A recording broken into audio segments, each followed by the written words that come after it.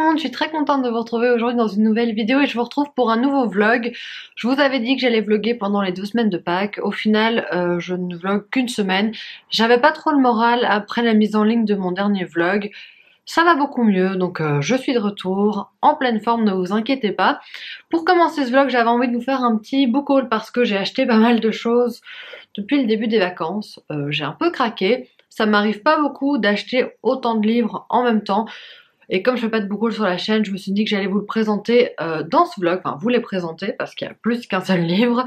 Tout d'abord, je me suis acheté Anne d'Avonlea de Lucy Maud Montgomery, qui est donc le 2e tome de Anne de Green Gables. Et encore une fois, attardons-nous sur cette magnifique couverture et ce travail éditorial incroyable.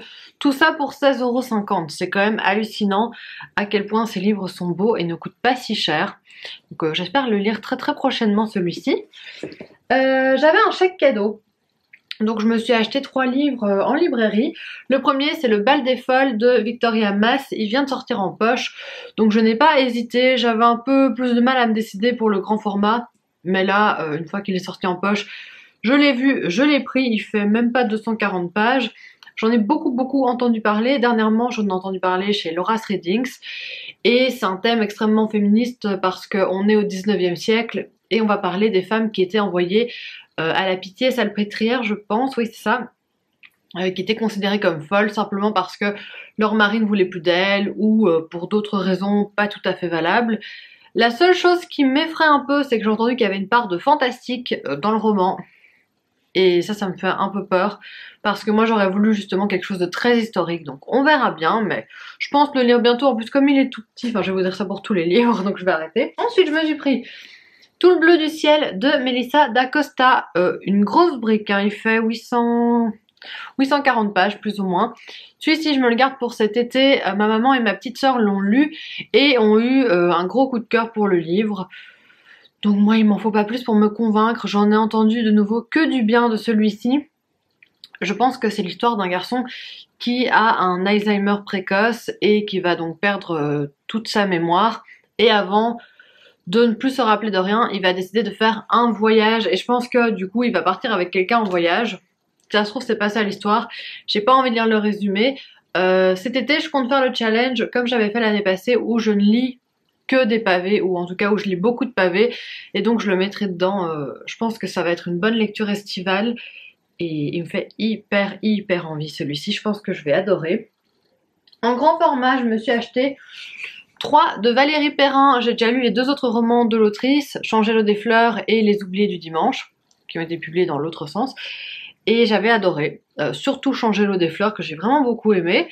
Et comme j'avais un chèque cadeau, je me suis dit allez, tente. Je suis pas sûre que je l'aurais acheté en grand format neuf si j'avais pas eu le chèque cadeau, mais je me suis dit que c'était aussi l'occasion de tenter. Je pense que là c'est une histoire d'amitié, et de nouveau j'ai pas plus lu le résumé que ça. De nouveau un bon petit pavé, mais quand je vous l'ai montré sur Instagram, j'ai eu plein de super bons retours sur celui-ci. Alors il y a 2 livres que mes parents m'ont prêté.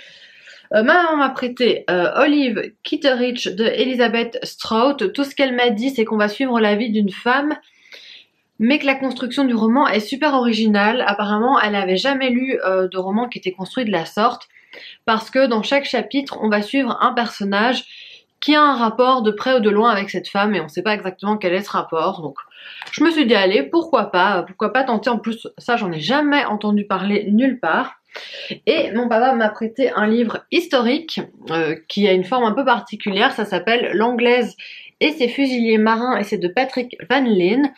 C'est typiquement un livre historique belge. Ça parle de la Première Guerre mondiale, et on va parler, si j'ai bien compris, d'une anglaise une noble anglaise qui a joué un rôle d'ambulancière à la côte belge pendant la guerre 14-18. Et ce qui est chouette, c'est que le livre il se présente comme ceci. Donc vous avez plein d'illustrations, des photographies également. Il y a plein de documents partout dans le livre et il est hyper court. Donc je pense que ça va vite se lire, pardon. Et je lis pas énormément de livres historiques comme ça, mais je pense que ça va être super intéressant. En plus ça se passe à Nieuport. Donc je vais bien visualiser, c'est à la côte belge. et je pense que tous les Belges connaissent. Les autres, à mon avis, vous connaissez peut-être pas Nieuport, mais en tout cas, ça me fait très envie. Et je pense que ça va être très intéressant. J'ai aussi reçu 2 services presse la semaine passée. Les 2 viennent de chez Calman Levy. Le premier, c'est Bretzel et beurre salé de Margot et Jean Lemoal. Je pense que je vais le lire cette semaine, celui-ci. Donc normalement, vous en entendrez de nouveau parler dans ce vlog. C'est un cosy mystery qui se passe en Bretagne. Je voulais partir en Bretagne pendant les vacances. On peut dire que c'est foiré, hein. Mais du coup, j'irai un peu par procuration en Bretagne. Et l'autre, je l'avais pas demandé, mais je l'ai reçu avec un super chouette coffret, avec des bonbons et tout. C'est Intuitio de Laurent Gounel. Laurent Gounel n'est pas un auteur qui m'intéresse, je vais être très honnête avec vous, parce que je suis pas du tout branchée développement personnel. Après, j'en ai jamais lu, hein. Mais de prime abord, c'est pas du tout une littérature qui me tente. Mais j'ai reçu celui-ci, et là, il est clairement dans du thriller. Et je sais que Séverine de la chaîne Il est bien ce livre l'a lu et qu'elle l'a beaucoup aimé. Donc pourquoi pas, mais c'est pas ma priorité. Vu que je l'ai pas demandé, c'est pas une priorité dans mes lectures. En plus de tout ça, vous vous dites déjà c'est pas mal. J'ai fait une commande Vinted avant de recevoir et d'acheter tout ça pour ma défense. Je l'ai reçu aujourd'hui, donc je vais l'ouvrir avec vous. J'ai pas encore regardé, j'avais juste pré-ouvert. Mais en fait, il y a plein de papier journal, ça va faire du bruit, donc je vais vous expliquer avant de tout déballer.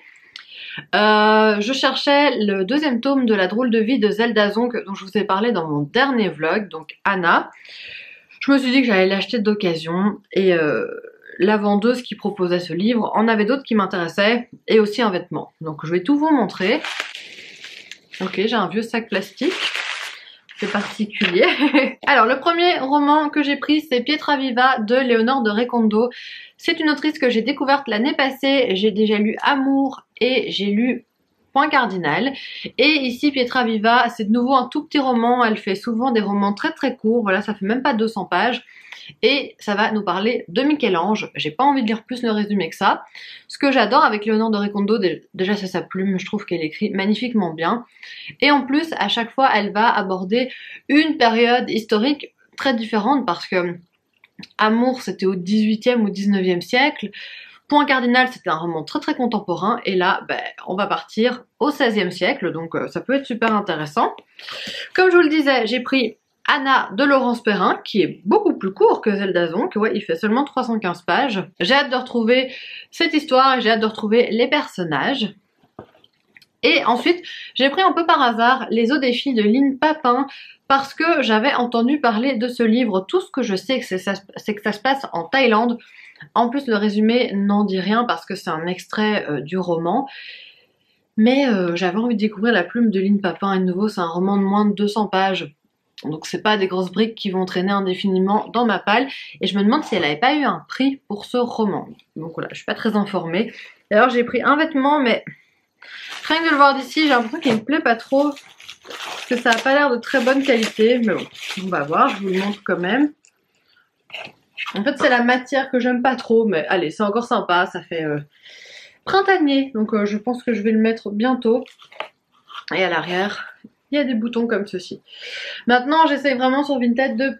Non, j'aime bien encore, c'est sympa. J'essaye vraiment de privilégier les achats en lot. Comme ça, j'achète beaucoup à une seule personne. Sinon, je trouvais que ça faisait quand même beaucoup de colis. Et j'essaye quand même de diminuer et d'aller plutôt en friperie plutôt que de tout le temps faire venir des colis chez moi, enfin, en point relais. Et je voulais aussi vous parler de ma lecture en cours. Pour l'instant, je suis en train de lire Au feu les pompiers de M.J. Arlitch. Enfin, je l'ai commencé ce matin, j'ai lu seulement 50 pages. Je le lis en lecture commune avec ma maman et ma petite sœur. C'est le 4e tome de cette saga avec l'enquêtrice Hélène Grace. Et ça démarre bien, honnêtement, j'aime bien pour l'instant, je trouve que c'est hyper prenant. En plus, les chapitres sont très très courts, donc ça s'enchaîne bien. J'avais beaucoup aimé le 1er et le 2e tome. J'avais moins aimé clairement le 3e que j'avais trouvé un peu prévisible et pas super original. Mais ici ça part bien pour l'instant, donc je vous en reparlerai de toute façon au fur et à mesure.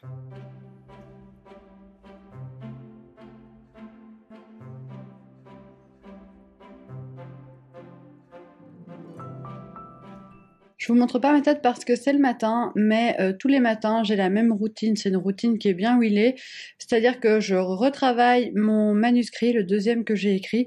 Je vous en avais un peu parlé pendant les vlogmas, mais en gros j'avais déjà écrit un premier manuscrit qui n'a jamais été publié, et là j'ai terminé le deuxième, j'ai terminé de l'écrire en décembre je pense, et du coup je l'ai laissé reposer quelques mois et maintenant je le retravaille. Et honnêtement, c'est chouette. C'est pas la partie la plus chouette parce que c'est plus chouette d'écrire, mais c'est intéressant de relire avec du recul un peu ce qu'on a écrit. Et après ça, je vais faire un peu de sport. J'essaye d'en faire tous les jours. Donc le matin, je lis pas beaucoup. Donc je reviendrai vous parler de ma lecture cet après-midi, mais j'ai quand même bien avancé hier. Donc je vous en dirai plus tout à l'heure. Le facteur vient de sonner, j'ai reçu un colis de chez Casterman.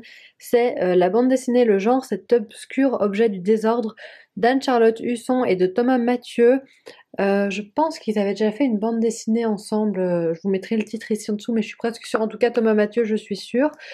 Je vous laisse le petit résumé.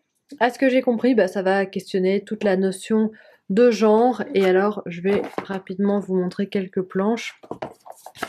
Il sort le 21 avril.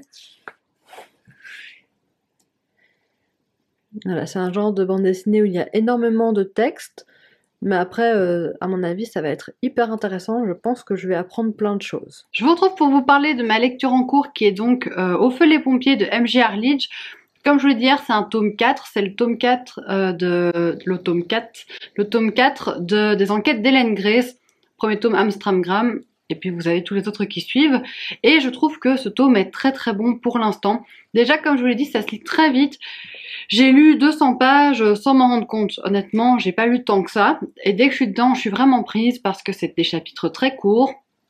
Dans chaque chapitre, vous suivez un personnage différent, que ce soit des policiers ou des familles de victimes ou des journalistes. Et donc, c'est hyper facile à lire, honnêtement. Vous avez quelques pages sur un personnage, puis quelques pages sur un autre. Pour vous faire un petit résumé de l'histoire, on retrouve la policière Hélène Grace. Ici, elle va être réquisitionnée, on va dire, parce qu'il y a des incendies meurtriers qui se passent dans la ville de Southampton. C'est toujours dans cette ville-là que se passent les intrigues avec Hélène Grace. Et donc, on a ces incendies meurtriers et on essaye de voir quels sont les points communs et surtout qui aurait pu faire ça. Je vais pas vous en dire plus, parce qu'il y a des intrigues après plus personnelles sur chacun des personnages et évidemment, je vais pas vous spoiler, même si c'est très facilement compréhensible, même sans se rappeler des tomes précédents. Bon, j'avais plus de batterie, mais me revoilà. Je vous disais, je me rappelais plus de ce qui s'était passé à la fin du tome 3, mais j'ai très facilement su me remettre dans l'intrigue du tome 4, il y a eu aucun problème honnêtement. Et Hélène Grace, c'est un personnage central assez particulier, mais elle est attachante à sa manière et c'est un personnage qu'on est content de retrouver à chaque fois. Et je sens qu'il va être meilleur que le tome 3 que j'avais moyennement aimé celui-ci parce que vraiment c'est très bien. Donc j'ai pas grand chose d'autre à vous en dire. Je pense essayer de le terminer demain et je viendrai vous en parler alors à ce moment-là.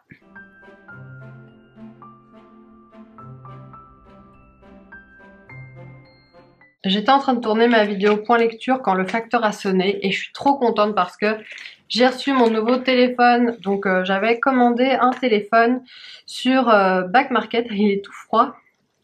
Il est honnêtement en super état. J'ai commandé un iPhone parce que je vous rappelle, ça c'était mon téléphone actuel, donc avec tout le papier collant et même le son commençait à plus bien fonctionner, etc. Donc je me suis dit bon, j'investis, mais je voulais quand même avoir une démarche un peu éthique, donc j'ai acheté un iPhone reconditionné.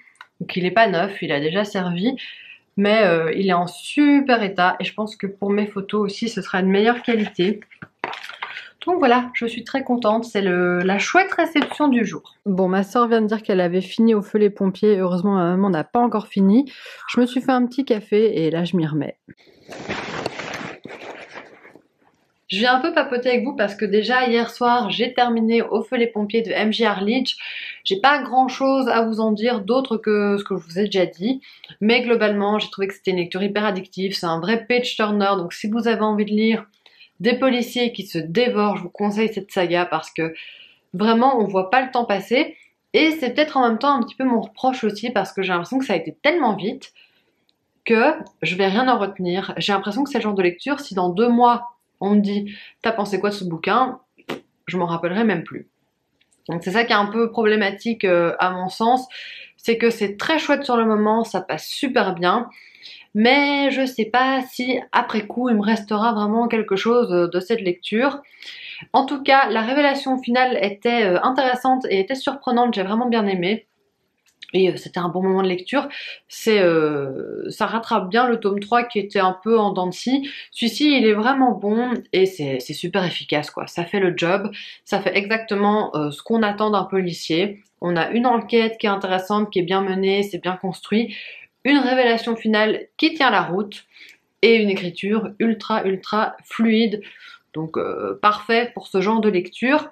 J'ai commencé ce matin La Porte de Magda Szabo, j'ai pas lu grand chose, une petite 50aine de pages. Pour l'instant, je suis un peu sur mes gardes, sur mes réserves. Pourquoi? Parce que je trouve que le style est pas hyper facile et même parfois un petit peu pompeux parce que on utilise beaucoup de mots un peu il y a beaucoup de vocabulaire un peu soutenu, ça me dérange pas, je trouve ça chouette, je trouve que la langue est belle, c'est une traduction du hongrois, c'est joli, hein, c'est pas ça, mais du coup, contrairement à celui-ci, il est pas du tout fluide pour le coup celui-ci.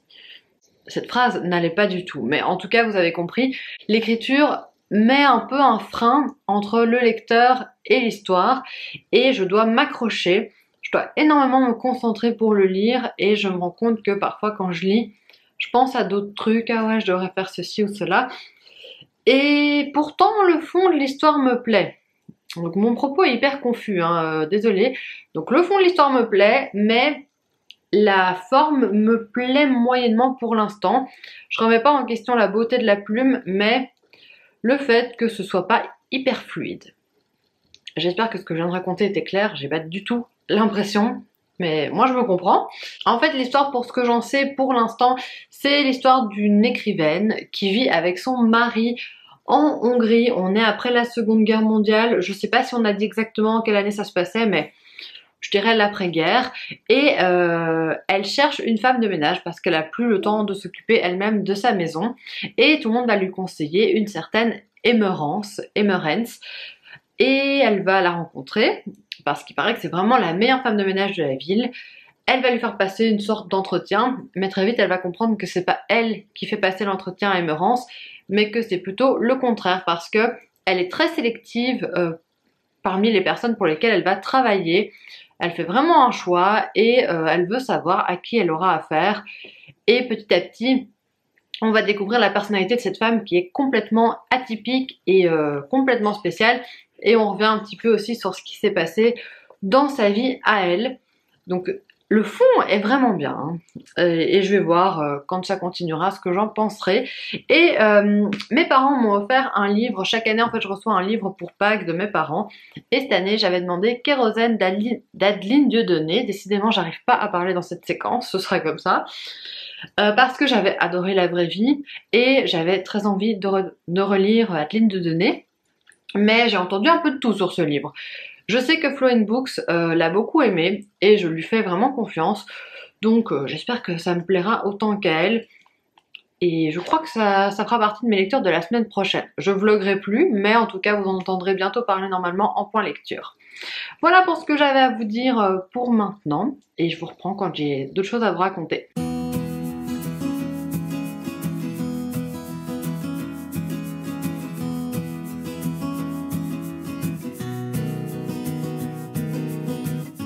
Je reviens vous parler de La Porte de Magda Szabo. Je suis maintenant arrivée à la page 141. Hier, je vous disais que j'avais un peu de mal avec la plume, que je trouvais pas du tout fluide, et j'avais même utilisé le terme pompeuse. La plume, ça va mieux. Je commence à m'y faire. Ça ne me dérange plus, et si j'avais trouvé qu'elle était un peu prétentieuse dans le prologue et dans le premier chapitre, ben, j'ai plus vraiment ce ressenti maintenant, donc ça va. C'est pas non plus une lecture hyper haletante, hyper fluide, où vous voyez pas les pages défiler, hein.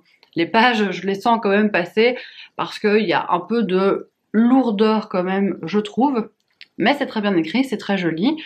Concernant l'histoire, j'aime bien comment c'est structuré, parce qu'en fait, vous avez des petits chapitres, enfin plus ou moins longs, 15-20 pages à chaque fois, et dans chaque chapitre, vous avez une sorte d'anecdote. Et ces anecdotes vous permettent de connaître déjà les protagonistes et puis de suivre l'évolution de leur relation au fur et à mesure. Donc chaque fois, les deux personnages vont être confrontés à une certaine situation, on va voir leur réaction et on va voir ce qui en découle pour leur relation.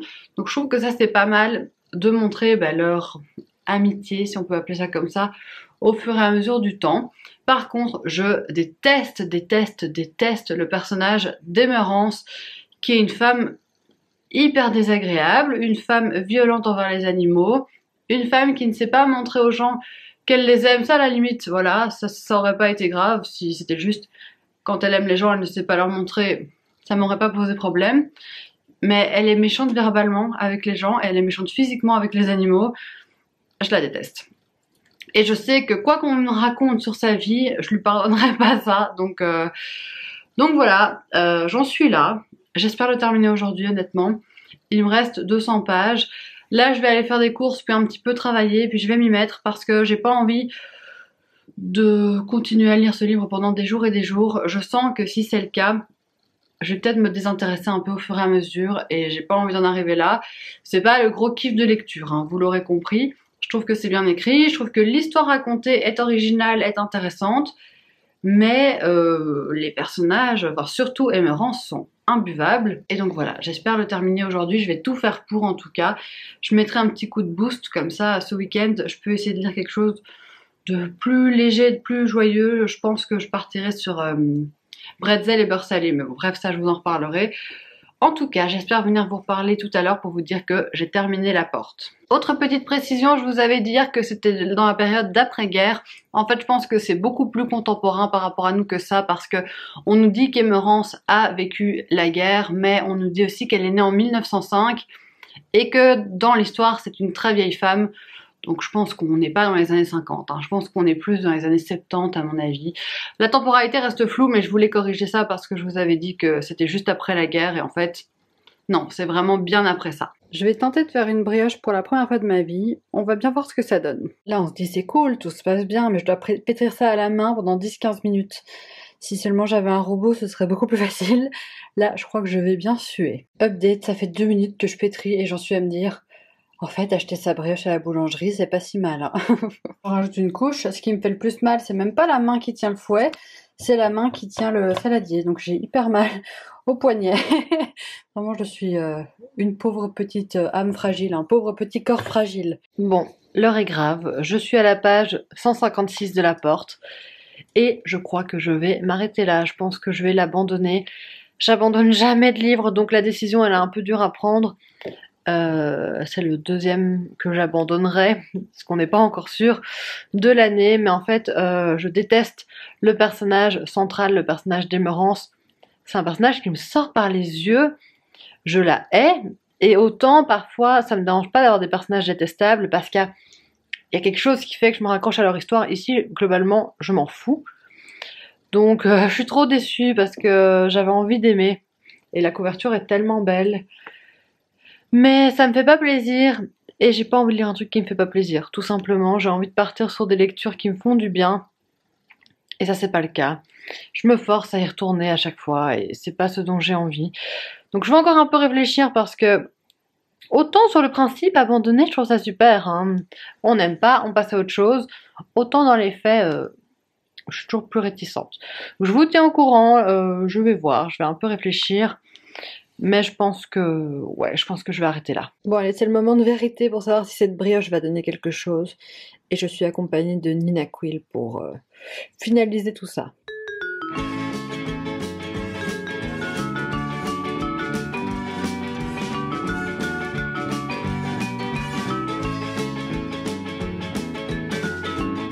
Aujourd'hui, c'est vraiment un samedi en mode dimanche. Je glande, je fais pas grand chose, je regarde un peu le bibliothon de Bulldog par moment et c'est très bien comme ça.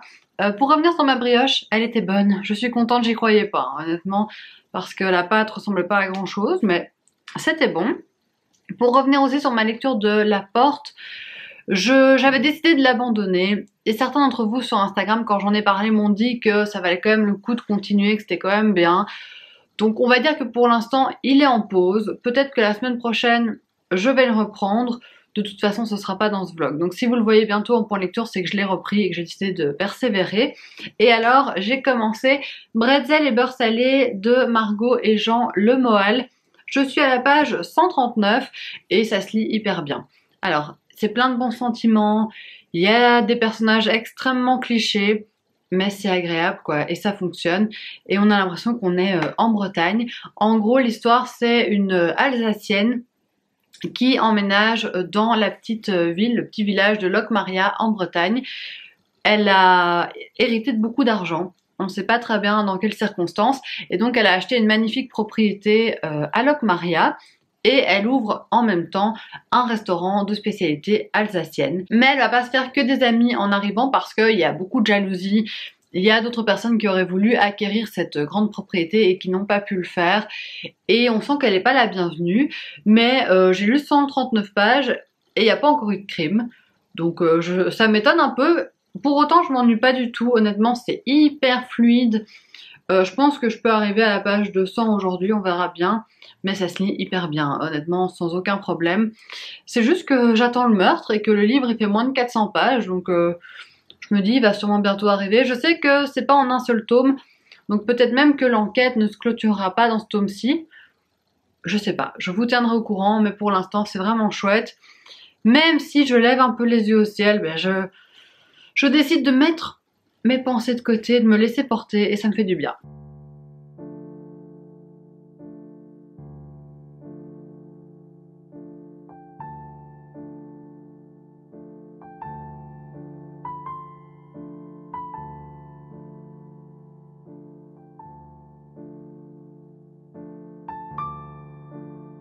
Je reviens vous parler parce que j'ai terminé Bretzel et beurre salé de Margot et Jean Le Moal. Finalement, je l'ai lu en un week-end, donc ça s'est quand même dévoré. Et ça a été la lecture parfaite pour ce week-end parce que j'avais pas trop le moral vu que demain c'est la rentrée. Je suis pas forcément ravie, donc c'était la lecture parfaite en fait. C'est-à-dire que ça m'a fait du bien, ça m'a fait penser à autre chose et pour ça je suis tellement reconnaissante d'avoir lu ce livre maintenant. C'est exactement ce que je voulais. Alors certes, c'est un livre qui a des défauts, je peux pas le nier. Je sais pas si en l'ayant lu à un autre moment, je l'aurais vraiment apprécié. Parce qu'il y a beaucoup de personnages qui sont clichés, parce que parfois les dialogues sonnent un peu faux, parce qu'on a des policiers qui vont révéler des éléments de l'enquête comme ça, plic-ploc, à des citoyens qui n'ont rien à voir. Et donc tout ça, ça m'a fait lever les yeux au ciel, mais j'ai quand même trouvé que c'était hyper efficace. On voyage en Bretagne, on rencontre tous ces petits personnages qui, même s'ils sont un peu caricaturaux, restent très attachants. On a le meurtre qui arrive tardivement, mais c'est bien. Parce que du coup, on a eu le temps de rencontrer les gens du village avant, on a eu le temps de les apprécier, de s'attacher à eux. Moi, j'ai surtout beaucoup aimé le personnage principal, Catherine, que j'ai trouvé super chouette. Et donc, une fois qu'on a le crime, ben, on a toute l'enquête qui est résolue. La résolution est un peu simple. Donc, vous voyez, il y a plein de petites choses comme ça qui me font un peu tiquer. Mais j'ai passé un super moment, quoi. J'étais chaque fois contente de me replonger dans mon bouquin. Quand j'y étais, ça se lisait hyper vite. Et ouais, c'était un vrai chouette moment de lecture. Je pense pas que je lirais des Cozy Mystery tous les mois. C'est pas mon truc préféré. Mais celui-ci, il est juste bien passé. Ça fait du bien au moral. En ces temps, c'est pas négligeable. Donc si vous sentez que vous avez besoin d'une petite lecture comme ça, pourquoi pas. Si vous voulez du vrai policier hyper efficace, hyper haletant, avec une intrigue qui vous retourne le cerveau, c'est pas ce qu'il vous faut.